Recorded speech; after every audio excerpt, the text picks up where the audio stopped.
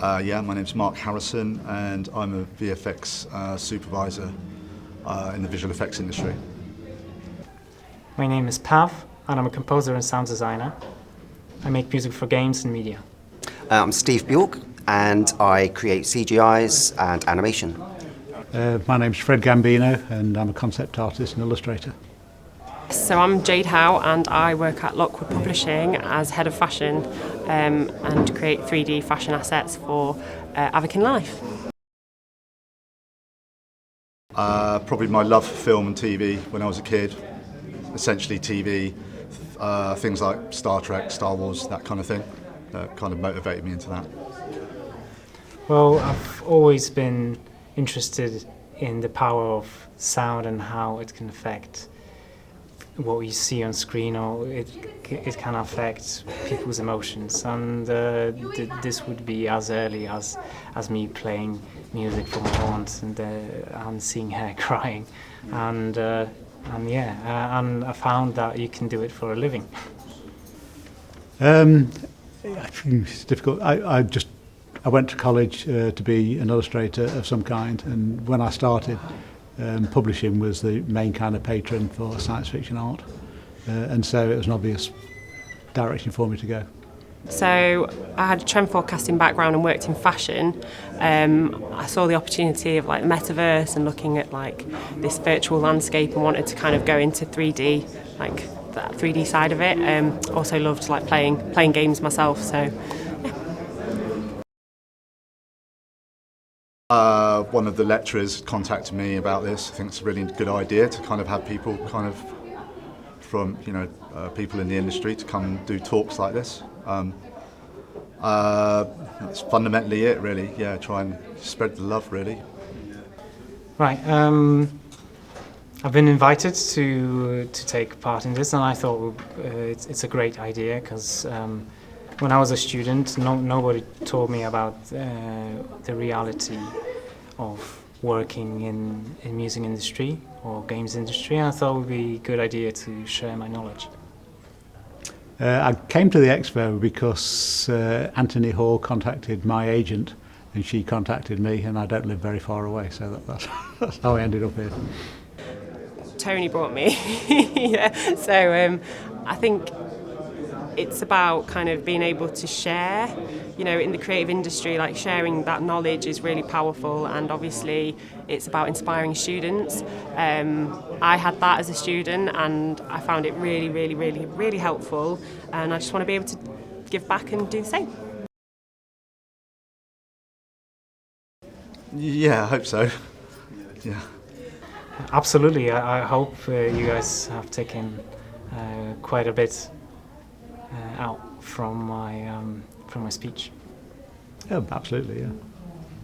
I hope so. I hope I have.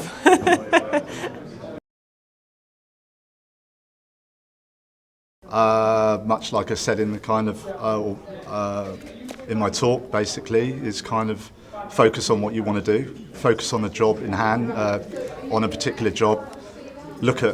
You might be kind of way away from actually getting a job there, but it's essential to kind of see what the requirements are for that job, and then whether the university or the college or whatever that's teaching you, try and learn those things. If not in the college, then basically in your own time. Good. Right. Keep on top of the technology. Check out latest game engines, latest middlewares for audio design, and try to figure out what problems needs to be solved for your future employers, and try to gain the skills that solve these particular problems. I think the key thing is just to have a good portfolio. I think try and be good at what you do, and that's generally enough. Don't get too hung up on thinking you need specific qualifications or specific experience. Experience is obviously great, but in order to get the experience, you need to have a good portfolio. Obviously, going to college is a good move. It's such a broad area, you've got to really decide which area of the industry you want to work in, and then look at other people's work and get inspired by them, and obviously start off emulating them, but eventually try and find your own voice, basically. And these days, obviously, use the internet to get your work out there as much as you can. I'd say don't. Going into like the work environment can be quite daunting, especially as a graduate. I'd say just keep at it, keep harnessing your skill set and working on your portfolio, and just keep applying and don't stop. Just keep going for it. Through trial and error, really. I'm a bit older, so the industry was quite different back then. Not as kind of organised, not quite as formal as it is now. So it was kind of just doing whatever it took to try and get it, to get a job in it, really.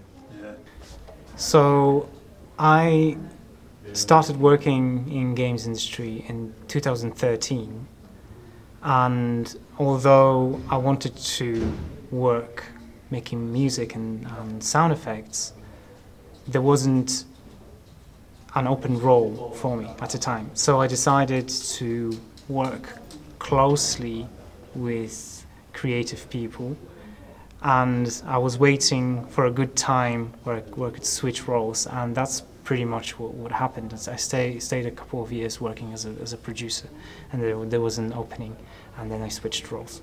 That's cool. Well, as I say, I went to college and wanted to be a book cover illustrator, so I wanted to do that from. It seemed like a good way to get paid for painting pictures. It actually I left my MA because a job popped up in Nottingham to be a fashion assistant at Lockwood. So that's how I kind of got into the position that I'm in now, and then I've worked my way up, saw an opportunity and kind of used my skill set to create a team within this sector. So yeah. Lovely, yeah, no, it's been great. Yeah, it's been very welcoming. Thank you. So far, it's been great. Everyone has been really friendly, and it looks like the college is doing everything to provide a lot of information from the industry for their students. It's been great so far. I'm looking forward to the lunch. It was great. I love it. Tea's great, and there's free bickies. Absolutely, it's great, and it's nice to be able to chat to the students afterwards as well.